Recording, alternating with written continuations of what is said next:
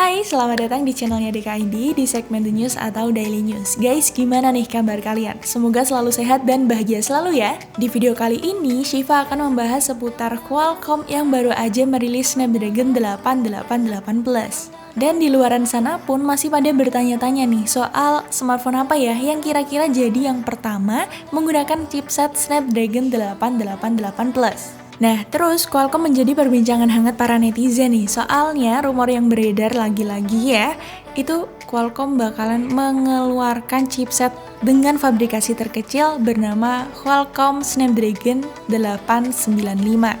Kita bahas di video kali ini bersama saya Shiva and let's get started. Siapa nih yang bucin banget sama smartphone yang pakai Snapdragon?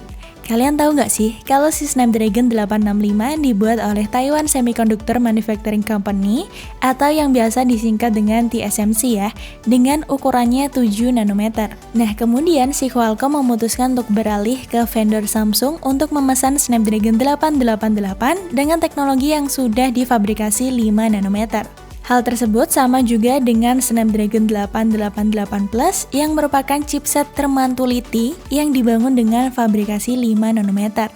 Hanya saja terdapat perbedaan nih, yakni di bagian kecepatan clock telah ditingkatkan dari 2,8 GHz menjadi 3 GHz. Selain CPU yang ditingkatkan, Qualcomm juga meningkatkan kinerja AI Engine generasi ke-6, di mana kemampuan komputasi atau pemecahan masalahnya meningkat nih dari 26 TOPS menjadi 32 TOPS. Meskipun saat ini menjadi chipset terkencang dari Qualcomm, namun spesifikasi lainnya masih identik dengan Snapdragon 888 pendahulunya. Kita ambil contoh pada modem 5G yang tertanam di Snapdragon 888 Plus masih sama dengan pendahulunya, yakni kenakan X60 dengan kecepatan maksimalnya 7,5 GB per second.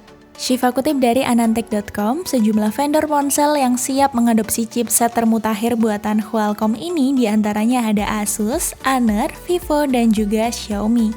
Produk-produk berbasis Snapdragon 888 Plus kemungkinan akan mulai hadir pada kuartal 3 2021.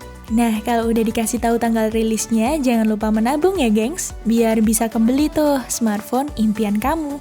Terus, belum selesai nih rasa penasaran kita dengan chipset teranyar dari Qualcomm yakni Snapdragon 888 Plus. Kita kembali disuguhkan dengan nuansa baru yakni Snapdragon 895. Kalau Shiva bilang tadi, Qualcomm menggunakan jasa dari TSMC untuk Snapdragon 865 dan menggunakan jasa Samsung untuk memproduksi Snapdragon 888, maka kali ini Qualcomm memutuskan untuk menggunakan jasa keduanya untuk memproduksi seri Snapdragon 895. Untuk Snapdragon 895 bakalan diproduksi oleh Samsung dengan fabrikasi 4 nanometer, sementara Snapdragon 895 Plus bakalan diproduksi oleh TSMC dengan fabrikasi 4 nanometer juga nih.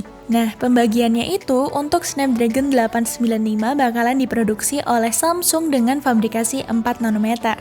Sementara untuk Snapdragon 895 bakalan diproduksi sama TSMC dengan fabrikasinya 4 nanometer juga nih. Nah, alasan menggunakan dua pabrik yang berbeda untuk pembuatan chipset kali ini karena TSMC sudah kebanjiran pesanan chipset ya dari Apple, yakni dengan fabrikasi 5 nanometer.